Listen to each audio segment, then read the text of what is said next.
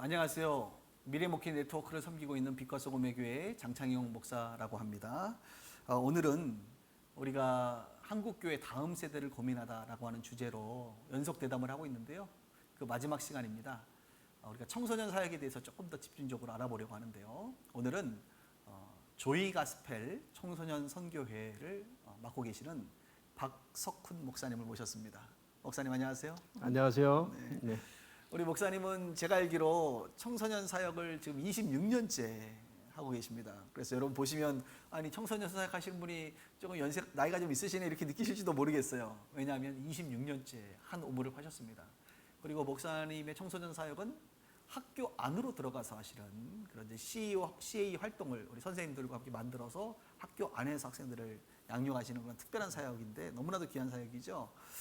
목사님 오늘 귀한 걸음해 주셔서 너무나 감사하고 먼저 조이 가스펠 청소년 선교회에 대해서 우리 목사님들에게 한번 설명을 좀 해주시면 좋겠습니다. 네. 본인 소개도 좀 해주시고요. 네. 조이 가스펠 청소년 선교회를 담당하고 있는 박석훈 목사라고 합니다. 제가 1991년 12월 달에 개척을 하고 개척을 하면서 내 마음속에 항상 청소년들을 품고 있던 생각이 들어서 네. 저희 고등학교 모교를 생각을 했더니 모교 운영하시는 분들이 전부 불교인들이었었어요. 네. 그래서 이제 당시에 이사장님, 사모님이 돌아가셨을 때 스님들이 한 50명 이상 와서 장례식을 했던 그런 학교라서 마음속에 이 학교에 복음의 씨가 좀 뿌려졌으면 하는 생각을 가지고 기도하던 중에 집중적으로 기도를 94년부터 1년 동안 했더니 그 다음에 하나님이 학교를 가라고 하는 그 음성, 마음의 감동을 주셔서 가면 누구를 만나서 어떻게 해야 될 것인가 하는 고민을 하게 됐고요. 네. 기도하는데 어떤 선생님이 떠오르게 만드시고 그래서 그 선생님한테 전화를 드렸더니 기억을 해 주시더라고요. 그래서 이제 그 선생님을 만나서 이런저런 얘기를 하다가 이렇게 학교에 들어오게 된 이유를 설명을 드렸더니 이분이 맞다 기도응답이다 그러시는 거예요. 그래서 그게 무슨 소리냐고 했더니 학교에 그때 당시 학생부장이셨던 선생님께서 나중에 교장을 하셨는데 네. 그 선생님이 원래 카톨릭이셨어요. 네. 네. 그런데 이분이 장로님이신 그때는 안수집사 때인데 이제 장로 임직을 받고 있을 때인데 이 선생 이런 것도 해야지. 그러고는 기독교반을 만들어서 맡겨줬는데 1년 동안 해보니까 너무 힘들더라는 거예요. 교환도 어떻게 해야 될지도. 늘 학교에서 학생들을 가르치지만 성경을 가르친다고 하는 것은 또 다른 문제이기 때문에 고민스러워서 안 하려고 했는데 또 다시 하라고 해서 만들어 놓고 3월 달에 이렇게 그것이 확정돼서 어떻게 할지 모르게 가지고 막 당황스러워할 때 제가 학교를 들어간 거예요. 네. 그래서 자연스럽게 그 학교에서 모교에서 이제 사역을 시작했고요. 사역을 하다 보니까 이제 소문이 나서 한두 학교에서 소개를 하면서 해달라고 하는 그런 것들이 생겨서 이제 사역을 이제 확장하기 시작했고 그렇게 해서 한참 하다 보니까 뭐 기관을 만들어야겠다라고 하는 뭐 생각이 들어서 또 조이 가스펠이라고 하는 이름도 만들었고 이렇게 해서 청소년들을 이렇게 섬기고 있는데 저희 선교의 특징은 보통 청소년 선교회라고 하면 학교 밖에서 기도운동이나 뭐 예배 사역을 통해서 어떤 스포츠나 문화 예술을 통해서 하는 선교를 생각을 하는데 저는 학교를 들어갑니다. 학교를 들어가는데 이 학교 들어가는 팀들도 몇 팀들이 있어요. 제가 알고 있는 팀들이. 근데 보통 어떤 일들을 하면 수업 시간에 이제 말고 뭐 학교 교문 앞에 뭐 국계계양대 앞에서 기도회를 한다든가 교실로는 들어가지 못하고 그 운동장이나 이런 데서 하는 그런 간단한 모임을 생각을 하는데 제가 해보니까 이 학교의 정식 수업 시간에 기독교 관련 동아리를 만들어서 수업을 하는 겁니다. 잠깐만요. 그러면 지금 보통 뭐 아까 See You at Paul 뭐 이런 거 말씀하시는 것 네, 같은데요. 네. 아니면 우리가 선교단체 하면 대학으로 얘기하면 CCC라든지 뭐 UBF 이런 단체처럼 학교 학교에서 인정된 어떤 뭐 공식적인 그 학과 과목이 아니라 네. 별도의 어떤 선교 단체 활동을 어떻게 보면 하는 거잖아요. 물론 예. 학교라는 공간에서 하긴 하지만 그렇죠. 학교 그 교육 과정하고는 아무 상관없이. 근데 지금 목사님이 하시는 사역은 이제 학교 CA 활동 뭐 이런 것들과 연관해서 네. 좀 진행이 되는 건가요? 그러면 그렇죠. 그 부분을 조금 더 설명을 한번 교육 어떻게 이게 펼쳐지는 과정, 거죠? 그러니까 예. 교육부에서 동아리 활동을 1년에 34시간을 하게끔 돼 있습니다. 네. 그 동아리 활동 34시간을 저희가 기독교반이라고 하는 기독교 관련 반을 만들어서 그 수업을 그러니까 학교 커리큘럼 안에 있는 것들을 운영을 하는 겁니다. 그러면 그것이 되려면 조건이 일단 학교에서 CA 활동을 하는데 보통 선생님들이 네. 저도 이제 교사 출신이니까 네. 잘 좀 압니다만 CA를 선생님이 돼야 되잖아요. 지도 그렇죠. 교사가 돼서 어느 CA를 이제 뭐 기독교 반이든 뭐 골프 반이든 뭐 아니면 뭐 로봇 만드는 네. 반이든 이렇게 만든단 말이에요. 네. 그러면 이제 어느 선생님이 기독교 반을 만들고 네. 학생들을 이제 모집을 할 것이고 네. 그러면 이제 목사님이 그 선생님과 연계해서 네. 그것을 위탁해서 지금 운영한다는 그렇죠. 것입니다. 예, 예. 위탁하시는 네, 위탁해서 그 반 전체를 선생님은 출석부하고 요새는 나이스를 선생님들만 그 생활기록부를 네. 선생님들만 작성하게 돼 있어서 그것도 이제 수기가 아니라 전부 나이스로 컴퓨터로 하는 건데 그건 저희들은 코드가 없으면 못 들어가요. 그러니까 그렇죠. 그것만 선생님들이 해주시고 모든 커리큘럼을 저희들이 만들어서 들어가서 수업을 해줍니다. 그래서 보통 동아리가 한 번 모일 때마다 2시간 내지 3시간인데 기본적으로 2시간짜리 프로그램을 가지고 들어가요. 그럼 첫째 시간은 뭐라 하냐면 예배를 드립니다. 네. 예배를 드리는데 저희가 이제 우리가 학교에서 드리는 예배는 교회에서 생각하는 일반적인 그런 예배가 아니고 우리가 좀 열린 예배식으로 자연스럽게 이렇게 이 예배를 하고 두 번째 시간에는 다른 프로그램들을 운영해서 아이들에게 도움을 줄 수 있는 그런 것들을 하죠. 한번 보통 학교에 이렇게 열려서 들어가면 1년 이제 네, 활동할 거 아닙니까? 예, 1년에 몇 번 정도의 그 CA 활동이 있나요? 학교마다 다른데요. 어떤 학교는 한 번 모일 때마다 4시간짜리 수업을 해요. 그러면 그런 데는 한 3시간 프로그램을 3개를 가지고 들어가고 그러는데 그런 데는 몇 번은 안 됩니다. 한 6번, 7번 이 정도. 1년에 6번, 7번. 그리고 이제 보통은 2시간짜리 이 수업을 하는데 2시간이 34시간 동안 수업을 해야 돼요. 그러면 2시간 16번 해야 되는 거거든요. 근데 이제 16번 중에 축제가 한 8시간 지금 빠지니까 16번 중에서 한 12번 정도, 10번 이 정도 이렇게 모임을 갖습니다. 제가 알기로는 또 그 CA 활동을 통해서 문은 열지만 그 안에서 또 이제 학생 동아리도 또 만드신다고 얘기 들었어요. 네, 네, 네. 그래서 CA는 정식적으로 하면서도 또 그 아이들 중심으로 매주 혹은 2주에 한 번씩 이렇게 동아리 활동을 하는데 그것은 어떻게 되고 있는 거죠? 지금 학교 상황이 동아리가 이원화가 돼 있습니다. 그러니까 창체 동아리가 있고 상설 동아리가 있는데 창체 동아리는 그야말로 학교에서 얘기하는 그 아까 수업 시간 34시간 동안을 이루어야 되는 수업 시간이고요. 상설 동아리는 그냥 아이들이 동아리 모임입니다. 그래서 자발적인 모임으로. 예, 자발적인 모임으로. 그건 이제 학교에서 언제든지 모일 수 있는 그런 동아리가 되죠. 그래서 우리가 학교를 들어가면 우선 이제 창체 동아리를 열어서 수업 시간에 하고 그 다음에 두 번째는 상설 동아리를 만들어서 일주일에 한 번 내지 2번 기도 모임을 갖습니다. 그것도 이제 뭐 학교 운동장 어떤 구석이 아니라 교실을 빌려서 음악실이나 이런 교실을 빌려서 이렇게 기도 모임을 하고 있죠. 그것이 이제 계속 지금 진행해 오다가 작년 그 2020년 코로나 터지면서 네. 지금 창체 동아리는 다시 열려서 이렇게 학교에 들어가서 수업을 하고 있는데 상설 동아리는 아직 못 하고 있어요. 네. 하여간 요즘에는 뭐 만나면 코로나 때문에 지금 일들이 다 중단되는 것들을 우리가 많이 경험하고 있고요. 그러면 지금 목사님께서 이제 26년간 하셨는데 보통 이제 한 학기에 몇 개 정도 학교를 지금 하셨은 거예요?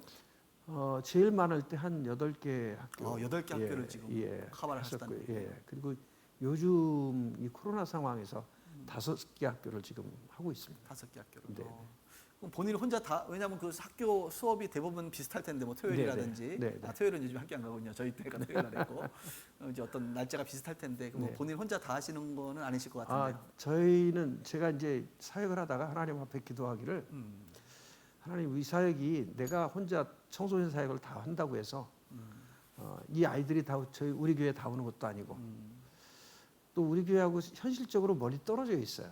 학교들이. 예, 그렇죠. 학교들이. 그래서 아이들이 이 먼 곳까지 온다는 게 사실 불가능합니다.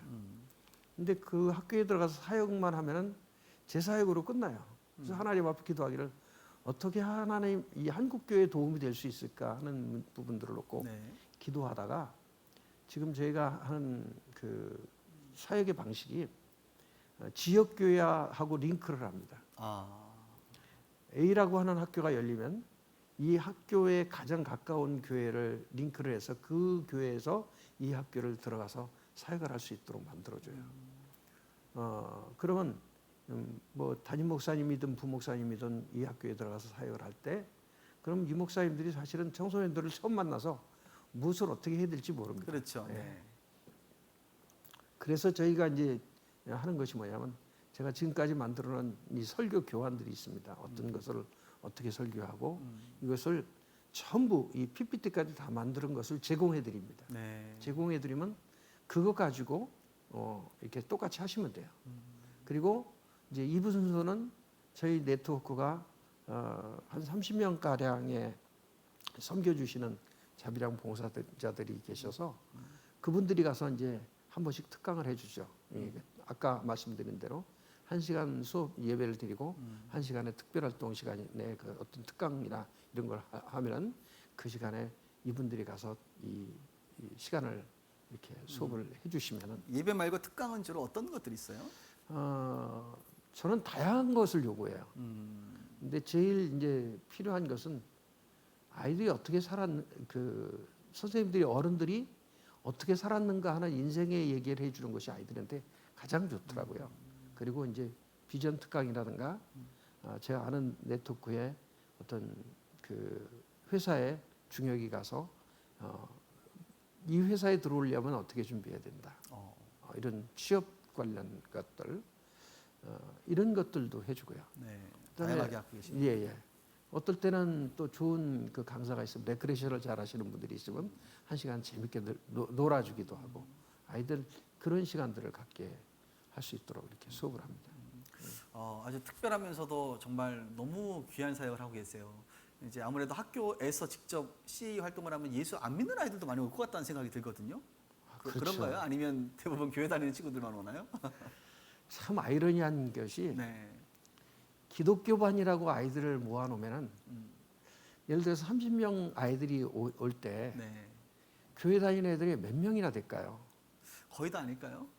대부분 그렇게 생각합니다. 아, 그런데 30명 중에서 교회에 다니는 아이들은 5손가락 안에 꼽힙니다. 그리고 믿음 좋다고 하는 애들이 한 명 있을까 말까예요. 그렇기 때문에 그 아이들을 데리고 복음을 전하는데 저희가 이제 만들어놓은 교환이 뭐냐면 아주 복음의 기본적인 얘기. 예수님을 왜 믿어야 되는가? 하나님이 누구신가? 예수님이 누구신가? 이런 얘기들을 많이 해요. 설교를 많이 만들어놨어요. 왜냐하면 정말 저도 깜짝 놀랐는 것이 대부분의 아이들이 불신자들이 오니까 이 아이들에게 복음을 전하고 예수 믿도록 만들어줘야 되는데 이걸 어떻게 할 것인가 하는 것들을 고민하고 있었죠. 그래서 이제 이 불신자 아이들 때문에 제가 지금은 이제 코로나 상황 때문에 안 되는데 정상적으로 움직여질 때 어떻게 했느냐면 그 사연이를 통해서 구원 상담? 구원 상담을 해서 전체를 다 영접을 시킵니다.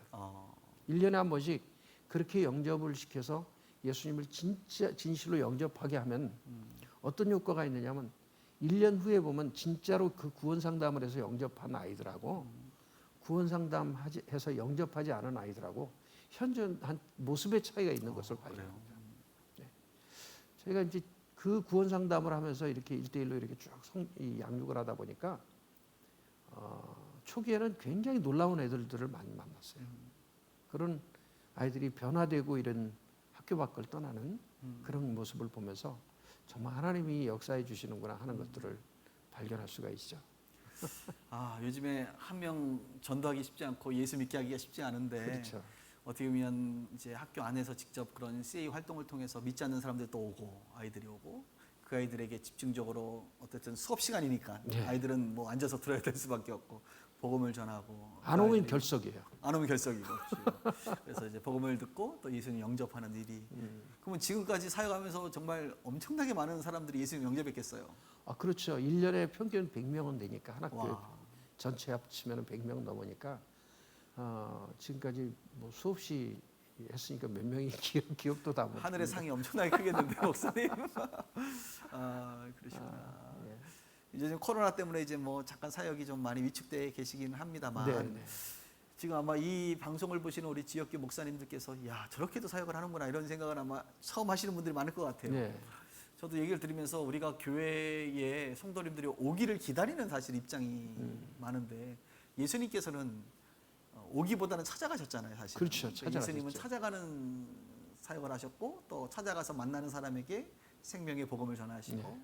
또 하셨는데 우리는 언젠가부터 이렇게 교회라고 하는 예배당에 갇혀서 사실 오시는 성도님들에게 말씀을 전하고 목양하는 것도 물론 중요하지만 사실 찾아가는 일을 너무 안 한 것은 아닌가라는 갑자기 좀 반성하는 마음이 좀 들기도 하고 우리 교회도 지금 옆에 보면 중학교, 고등학교 있고 뭐 초등학교 있는데 중학교, 고등학교 안에 들어가서 C 활동을 한번 열어보려고 하는 어떤 생각을 제가 안 해본 것 같아요. 그럴 수만 있다면 너무 좋겠다 이런 생각이 잠깐 드는데 그러면 어떻게 이제 아마 이 방송을 보시는 목사님들 중에는 그래 우리 교회 주변에 당연히 학교가 있죠. 학교가 있는데 어떻게 그 아이들에게 내가 들어가서 또 그 주중이니까 주말이 아니고 주중에 가서 이 아이들에게 CA 활동을 열어서 복음을 들을 수 있을지 이런 부분에 대해서 어떤 뭐 노하우 절차들 있으면 좀 말씀해 주시겠어요? 네, 네. 첫째는 담임 목사님들의 마인드가 굉장히 중요해요. 네. 그러니까 내 교회가 내가 지금 목양하고 있는 이 교회가 내 교회다라고 하는 개념으로 목양을 하고 계시면은 지역 선교는 못합니다. 그러니까 내가 이 교회는 이 지역을 섬기는 목사다라고 하는 그 좀 더 넓은 개념을 가지고 목회를 하셔야 학교를 접근할 수 있습니다. 그러니까 제가 이렇게 오랫동안 사역을 해보면은 아까 말씀드린 대로 교회와 학교를 링크를 시켜서 사역을 할 수 있도록 해주어도 네. 담임 목사님들이 이 학교 사역이 본인의 사역, 이 교회 사역이다라고 생각을 하지 않고 조이가스펠 청소년 선교회를 돕는 사역이다라고 생각을 해요. 아이고. 그렇게 되면 물론 돕는 건 돕는 거죠. 근데 그렇게 되면은 아무리 선교를 하고 섬겨도 우리가 전도해서 확보한 이 아이들이 우리 교회에 안 옵니다. 지역 교회하고 링크할 때는 그 교회가 이 학교가 이 교회의 사역지다라고 하는 생각을 가지고 목회를 해야 되는 거죠. 그러면 목사님과 이 담당 부교육자들과 합심해서 이 학교를 진짜 내 사역이다, 이 우리 교회의 사역이다라고 하는 개념, 이것이 중요한 거고요. 두 번째, 그 학교를 열기 위해서는 그 학교 안에 믿는 선생님이 있어야 됩니다. 아까 말씀하신 것처럼 창체 동아리를 만들어서 어떤 선생님이 그 출석부 하나를 담당을 해주셔야 돼요. 그래야 그걸 열 수가 있거든요.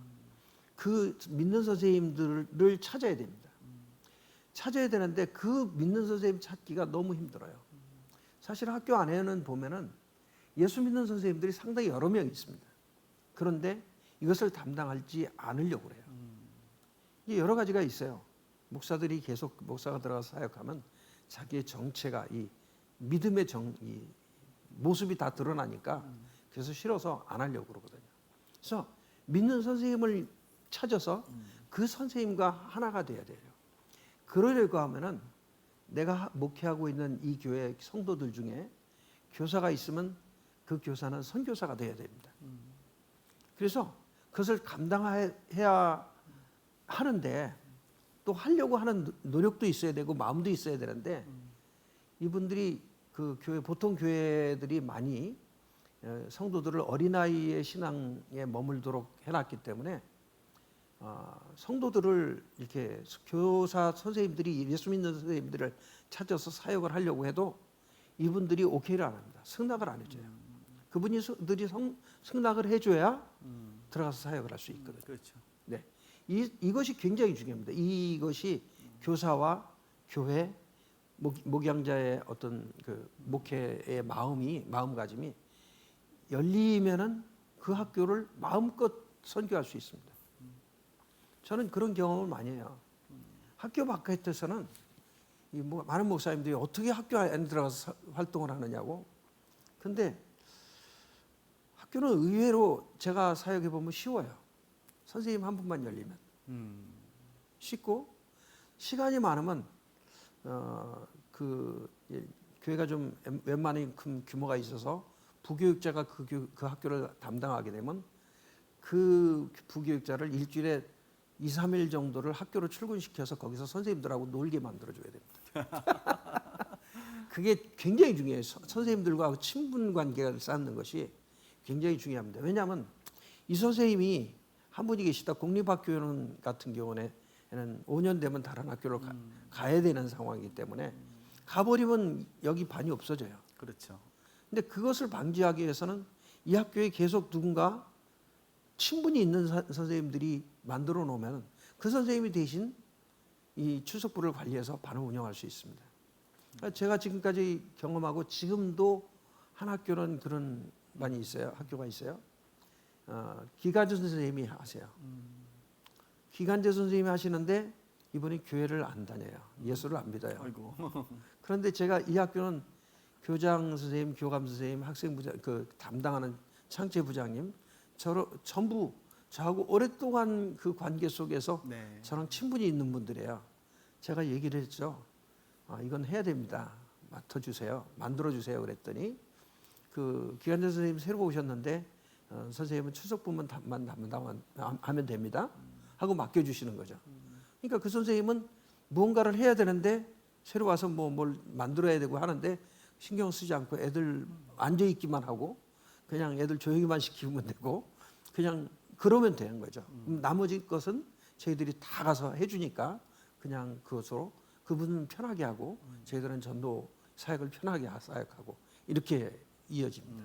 그래서 그렇게 해서 학교하고 관계를 유지시키는 것이 굉장히 중요합니다. 네, 얘기를 들어보니까 우리 일단은 조이가스펠 성교회를 만나야겠고, 왜냐하면 만약에 학교에 들어가도 어떻게 해야 될지 모르니까 우리가. 그래서 제 생각에는 이제 교회 안에 보면 중고등부 아이들 있잖아요, 몇 명이라도. 예.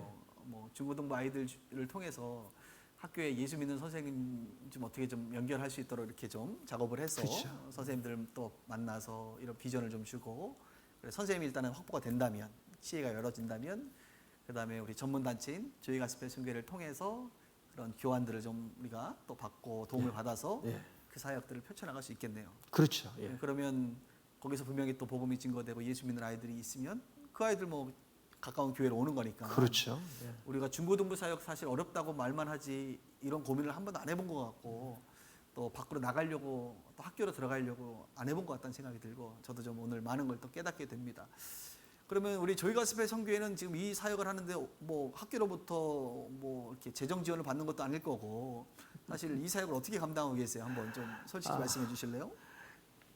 굉장히 어려운 질문을 해주시는데 우선 이제 재정 지원은 저희들이 네 분의 이사님들이 계세요. 후원 네. 이사님들이 그분들이 담당을 많이 해주셨는데 코로나 이후에 교회들이 어려워져 가지고 이게 끊기는 그런 상황이 많이 됐고요. 근데 뭐 이사님들이 네 분 가지고는 사실 안 되고요.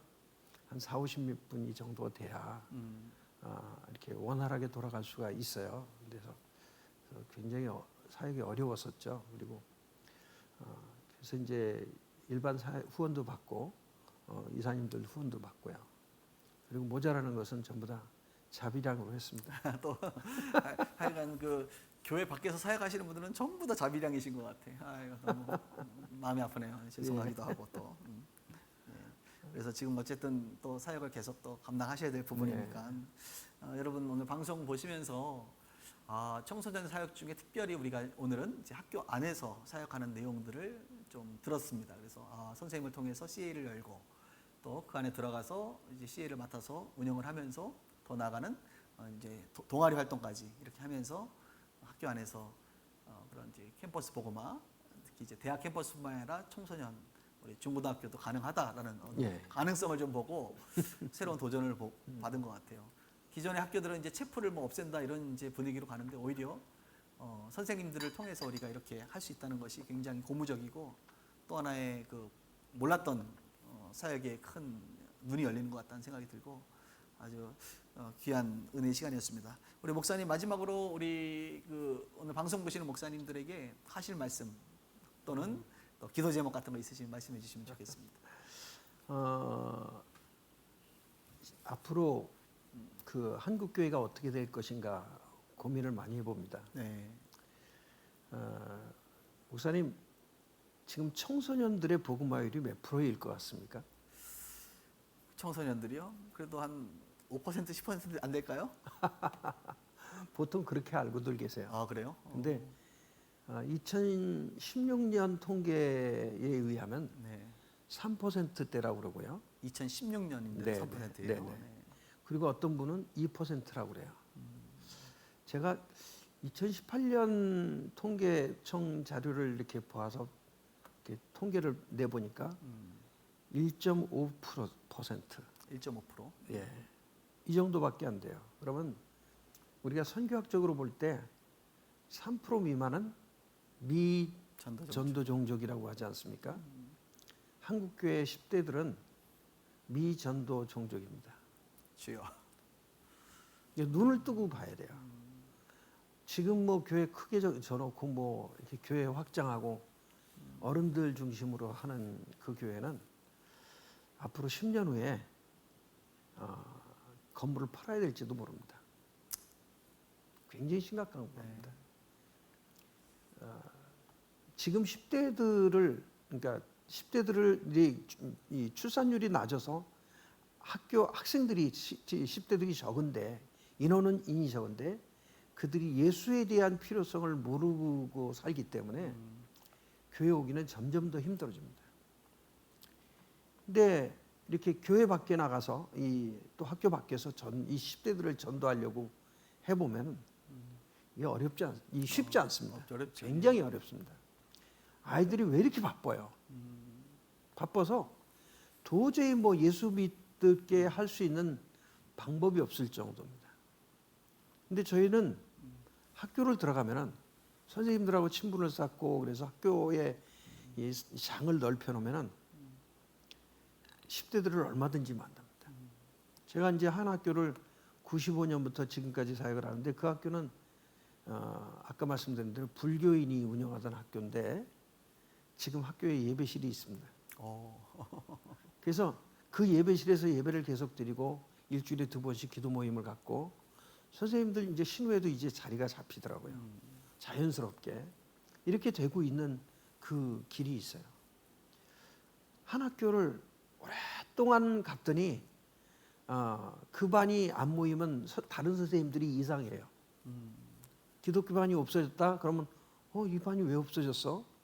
제가 해년마다 그 학교를 들어가지 않으면은 목사님 왜 안 오시지? 그런 게 있거든요. 똑같아요. 지역교회도 계속 한 학교를 계속 섬기고 이렇게 하다 보면은 그 학교의 문이 열려서 학생들을 마음 놓고 만날 수 있습니다. 지금은 학교가 윌크레스라고 하는 상담실이 잘 돼 있어서 그 저희들하고 상담할 수 있는 기회가 많이 줄어들긴 했는데 왜냐하면 아이들 우리가 상담 많이 하면 윌크레스 선생님이 할 일이 없어져요. 그래서 이제 봉급 주고 하는 선생님들이 어려움이 생기는데 이제 그 전에는 학교에서 전문 우리 팀원들 중에서 전문 상담사 자격증 가진 분들이 몇 분 계시거든요. 그냥 자비량으로 선교하고 다 했었어요. 그래서 이것처럼 학교에서 얼마든지 학생들을 만날 수 있습니다. 한국 교회의 미래를 세우는 것은 이 10대들 선교입니다. 10대들이 우리 교회는 뭐 크니까 걱정 없어. 아니요. 그렇지 않습니다. 점점 더 줄어들 것입니다. 유럽 교회처럼 될 수 있는 그 기회가 멀지 않습니다. 그래서 그것을 방지하기 위해서는 10대들을 살려야 됩니다. 10대들을 살리기 위해서는 사실은 먼저 믿는 어른들이 영적으로 어린아이의 신앙이 아니라 성숙한 신앙인들이 되어서 선교사라고 하는 이 마음을 가지고 내가 다니는 직장에서 바른 선교를 해야 되는 거죠. 그러다 보면 그 중에서 선생님들이 계시면 그 선생님들이 우리 학생들을 살려야겠다라고 하는 생각을 가지고 학교에서 이 모임을 활성화시키고 많이 만들 수가 있고, 많이 만들면 학생들은 살아납니다. 그래서 저는 기도 제목이, 우리 비전이, 선교의 비전이 학교마다 예배가 살아나는 그때를 기다리기 위해서 기도합니다. 정부가 바뀌면서 학교마다 미션 스쿨도 예배를 못하게 하는 상황인데, 그럼에도 불구하고 저희는 공식적인 예배는 아니지만 비공식적으로 학교에서 기도 모임을 통해서 예배를 계속 드리고 있거든요. 그 기도 모임이 활성화될 수 있는 그런 길들이 열릴 수 있도록 여러분들이 기도해 주시고 협력해 주시면 감사하겠습니다. 저도 오늘은 제가 이렇게 마무리를 하려고 했는데 저도 좀 이야기를 한번 좀 우리 목사님들에게 부탁을 드리고 싶어요. 뭐냐면 이제 우리가 사실 전도한다는 게 참 어려운데, 이제 가만 보면 우리가 전도할 수 있는 그 세대가 누군가 생각해 보면 초등학교 고학년과 중고등학교밖에 없다는 생각이 점점 들어요. 왜냐하면 그 아래 때의 아이들은 예전에는 뭐 동네에서 전도하면 아이들이 부모와 상관없이 교회를 따라왔는데, 사실 지금은 이제 부모하고 함께 와야 되잖아요. 아이들이 그렇죠. 어리기 네. 이제 위험하기 때문에. 그래서 아마 초등학교 저학년들까지는 부모가 와야 같이 온단 말이에요. 그래서 그렇죠. 사실 부모 전도가 아이 전도인데, 적어도 초등학교 고학년하고 중고등학교 아이들은 스스로가 부모와 상관없이 교회를 올 수 있는 아이들 판단해서, 그러니까 유일하게 사실 어떻게 보면 그래도 복음에 대해서 열려 있고 아직 성인이 되지 않은 비교적 그런 전도할 수 있는 시대인 것 같고, 또 대학생만 되더라도 이 친구들이 이제 머리가 커져서 사실 전도하기 참 어렵잖아요. 예. 그래서 점점 전도할 수 있는 그 어떤 그 창이 좁아지는 것 같은데, 초등학교 고학년 또 중고등학교 학생들에게는 여전히 전도할 수 있는, 그리고 그들이 부모의 의사와 상관없이 스스로 교회에 올 수 있는 유일한 세대가 아닌가, 그런 면에서 우리 청소년 사역에 우리가 더 집중해야 되지 않나, 이런 생각을 또 다시 한번 해보고, 이런 청소년 사역 집중하다 보면 뭐 5년 10년 지나면 이 아이들이 다 대학생 되고 어른 되고 교회의 일꾼이 된다고 저는 믿습니다. 네, 그렇죠. 저희 교회도 보면 초등학교 저학년 때 우리 교회 와서 지금 이제 우리가 4년 됐는데, 지금 대학교 이제 거의 졸업 앞둔 친구들이 있어요. 그러니까 다 교회 주일학교 또 교사를 하고 있거든요. 그래서 우리가 짧게 보지 말고 길게 보면 우리 다음 세대, 특히 청소년 사역에 대해서 우리가 투자해야 된다, 이런 생각을 저도 그렇죠. 한번 하면서 우리 목사님들에게 또 이렇게 한번 말씀 좀 드리고 싶습니다. 목사님, 이렇게 긴 시간 동안 아주 좋은 얘기를 해주셔서 너무나도 감사하고, 이 방송 보시는 목사님들에게 큰 도전과 또 깨달음이 있는 시간이 아니었나, 그런 생각을 다시 한번 하게 되고, 우리 청소년들은 미자립 종족입니다. 우리 아이들은 미전도 종족, 미자립이 아니라 미전도 종족 아이들이라고 하는 사실을 우리가 기억하고 또 기도할 수 있었으면 좋겠습니다. 목사님 감사하고 다음 기회에 또 만나도록 하겠습니다. 그러면 감사합니다. 너무나 다음에 또 뵙도록 하고요. 방송 들어주신 여러분들도 정말로 감사를 드립니다. 그럼 다음 시간에 뵙도록 하겠습니다. 안녕히 계십시오. 감사합니다.